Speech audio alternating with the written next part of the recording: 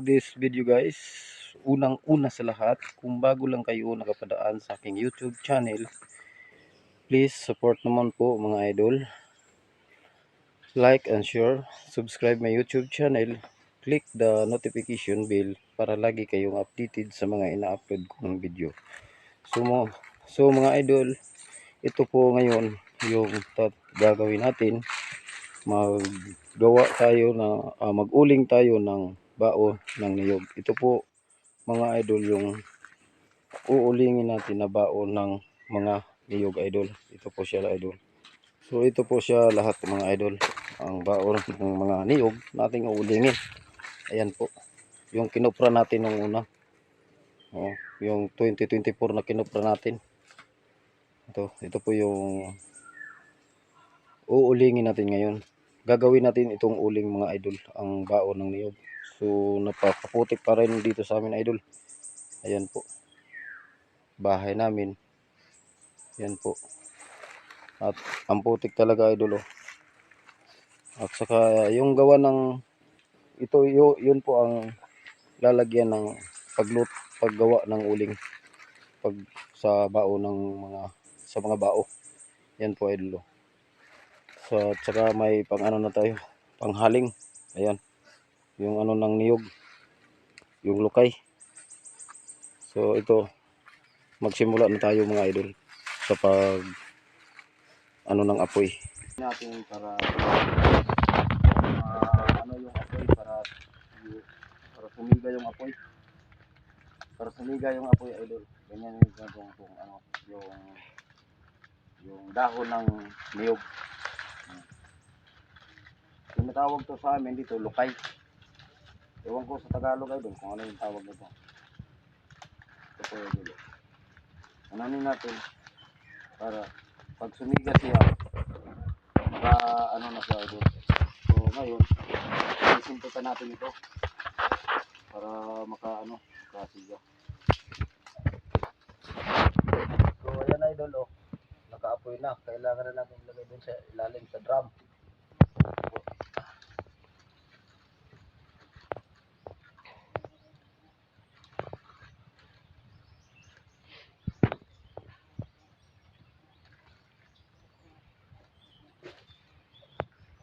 So ito po idol.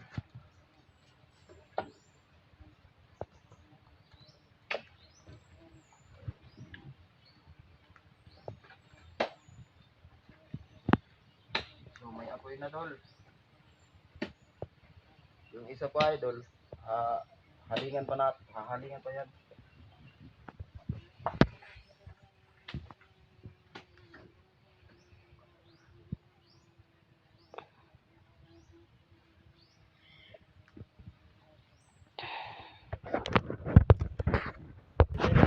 May apoy na idol. Kaya pag matapos to, nahaling na siya, itayo natin ang drum para ilagay natin yan lahat para mauling. Inuuling kasi namin ito sa loob ng drum. So matagalan tayo nito idol sa paghaling. Yeah.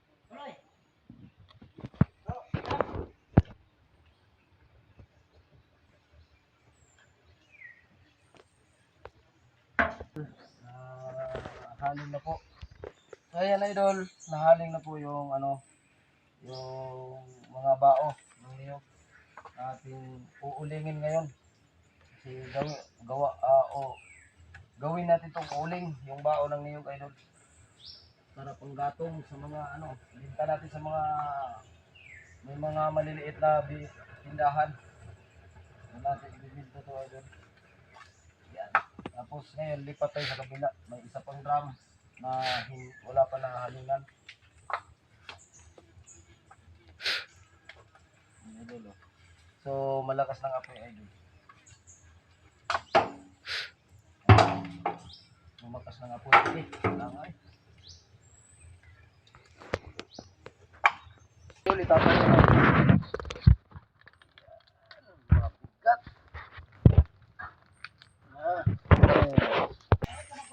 Lakas na yung apoy. Kailangan natin siyang itayo. Ayan. Ayan. Kailangan siya makatayo. Uling na po ito. Isa kayo palo. Ilalim mo idol, may takip pa. Kailangan pa natin tanggalin. Ayun o. Agay.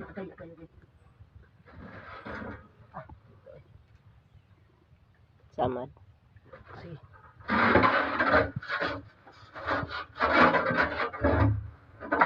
Ayan idol yung takip. Masakit, maipit, idol.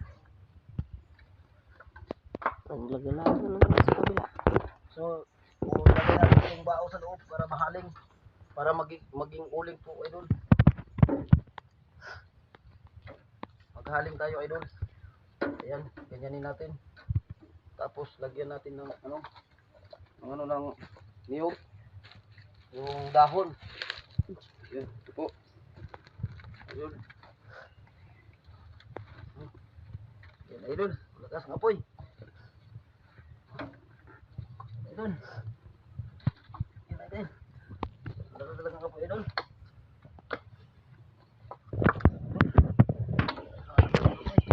So, atin natin lalagyan ng baho ng niyog para mauling.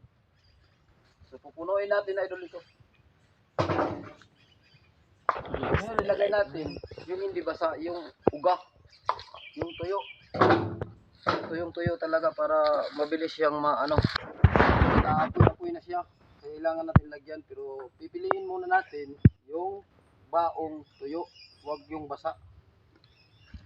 Kasi bago pa lang yung yung apoy. So, pipiliin muna natin, idol. Mabilis yung apoy. Ito, idol.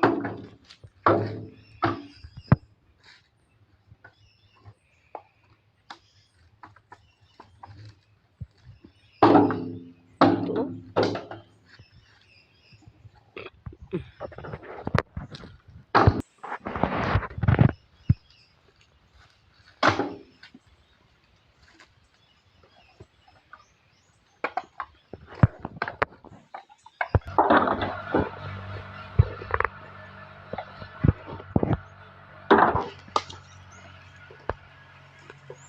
So, ayan na, idol. Kuha natin ito yung 1 gram.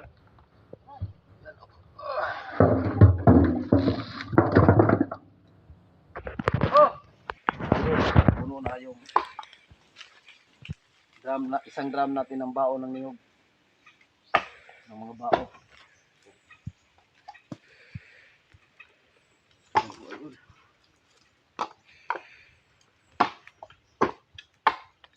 Napakausok, idol. Dito talaga. Basta mag-uling ka, idol.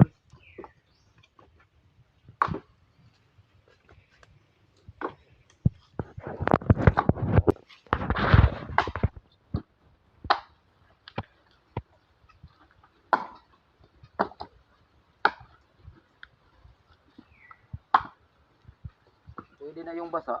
Basta nahaling na po siya sa ilalim. Simula na yung apoy niya sa ilalim. Hindi na yan, idol.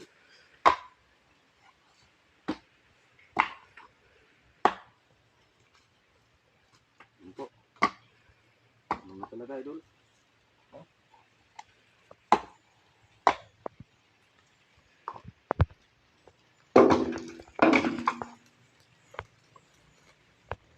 Puno na yung isa. Dito na tayo sa isang gram, idol. Para mapuno ito.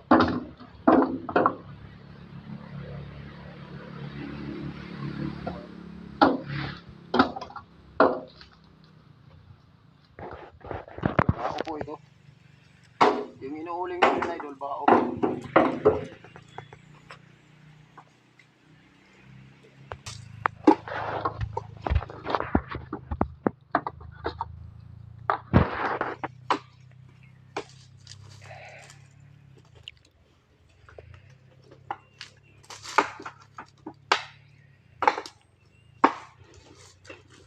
Pulpot lang isa.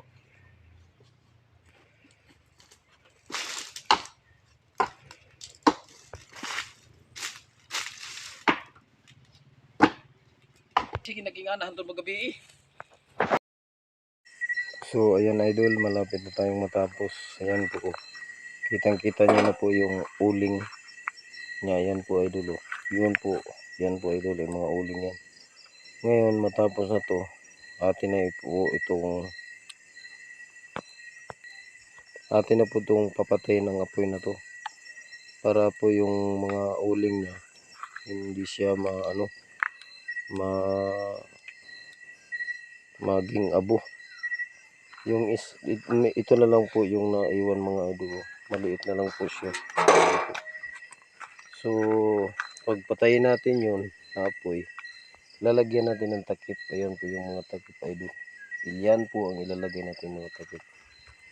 So ito pong naiwan idol, yan po ay uubusin natin dyan sa isang drum. Kasi yung isa, punong-puno na yun idol. Ito, punong-puno na idol. Oh, yan, punong-puno na talaga siya idol. Ayan maliit. Ito, yan po. Yan po siya idol, ay apoy yan. Apoy yan yun po yung baga ng uling. Pag nalagyan yan ng takip, tapos nalagay sa lupa yan. Mga 3 araw bago ito mahabwa sa drum, kasi mainit kasi nilulubok natin yun kung saan dito pa sa amin dasok. Yan po idol. Yan, itong isa matagal pa to. So mga ng oras na ngayon mula kanina sa pagsimula namin, alas 10 na po, malapit na po mag 11 PM sa gabi. So gabi na ngayon idol, madilim. Kasama ko yung cameraman ko, yung asawa ko idol. Yan po. Yung po kasama ko idol, mga asawa ko po idol. So huwag ka dyan, maano ka ng apoy. Uy, ano yan? Hayaan mo yan, mag-aapoy lang yan. Ngayon hahanap pa tayo ng sa takip, yung pang timber para hindi sa pag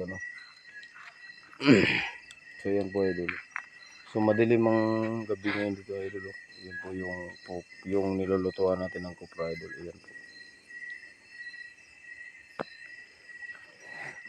So yan po, 2 drama idol. Malapit na po malapit na po mag 11 o'clock ng gabi.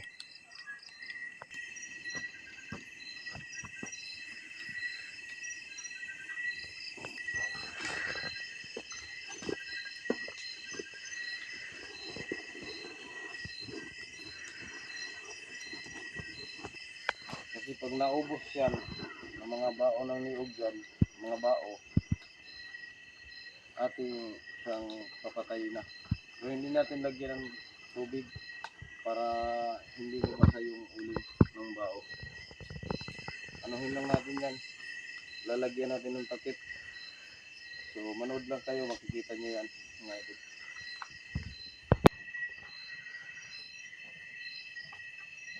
So idol, ito, lagyan natin ng takip yung baga na yan. At kulob natin dito may patigan po. Diyan natin siya. Nakita nyo yan ngayon idol kung paano gawin ito para hindi matunaw yan. Ito yung takip idol yan idol.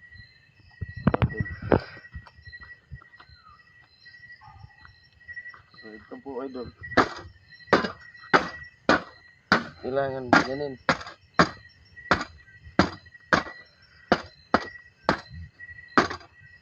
Hindi na po ito siya pang gatong sa sa budigan na to. Yung panggatong hindi nilulubok.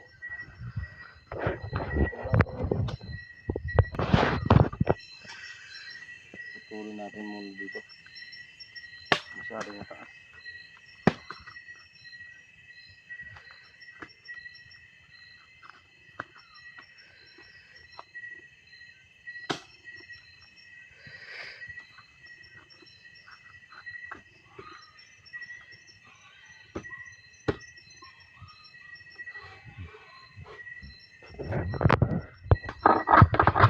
para sumikip siya doon. Ito po yung yung ano mo, harang para sumikip siya dyan. Hindi siya maano. So, lagyan natin ng isa. Hirap kung isa lang yan. Kailangan dalawa yan. Kailangan nakasukat yan.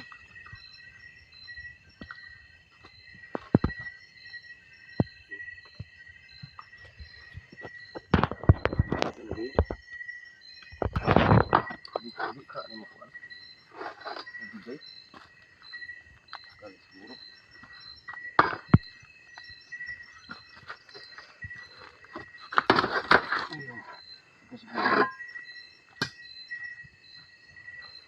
So, ganito yan, idol. Kailangan yung may apoy, i-ano natin sa lupa para hindi siya magiging abo. Yan. Yan po, idol. Yan. Ganyan po mag-uling ng bao, idol. Yung isa, oh. So po, ito po yung ano natin, idol, para hindi makasingaw yung apoy sa drum. Kasi hirap na. Masasayang yung pagod mo. Baka bukas nagiging abo na yung ginawa mong uling na bao. Mahirap, sayang. Pinagpuyatan mo pa naman. Tingnan mo, malapit na maghating gabi. So, 11 o'clock na ngayon. Hindi pa kami natapos. Okay lang, kagalang, idol, kasi kung natapos to at maibinta namin to, ay pambili na po kami ng ulam at saka yung bigas, mga idol. Ito po yung ginagawa namin pagkatapos namin kuprahin yung niyog sa bao ng niyog. Amin siyang ano, idol, ginawa namin siyang uling para ibinta namin sa budiga. Yung binibintahan din namin ng kupra, sila rin ang bibili nito, mga idol, ng amon. Kaya kailangan talaga nating tabunan siya ng maayos. Kasi pag hindi mo natabunan ng maayos, idol, naku, bukas wala ka na makikita na uling. Naging ano na siya, naging abo na. Kaya mahihirapan ka, kaya ano, ito, gift ko na. Ano na, ating tabunan para hindi magiging abo. So, tingin ko marami itong dinadala ko. Ayan, na buhangin.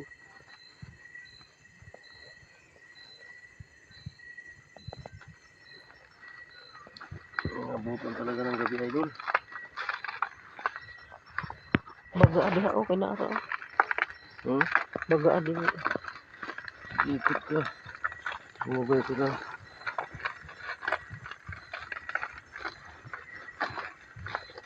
Sige, ikot ito.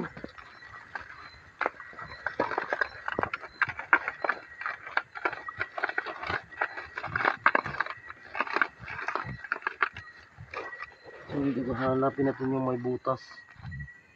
Kasi yung may butas ang dapat natin takip. Bigyan ng tabon.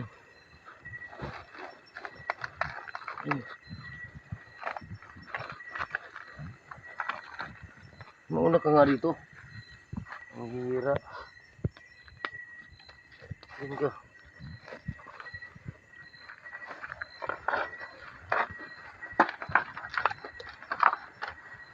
Huwag muna. Dito ka muna.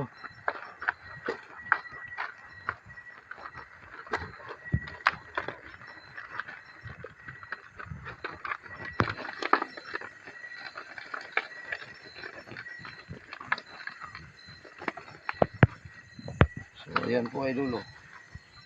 Ganun po, idol. Para hindi magiging abo. Yan po kailangan gawin. So, push.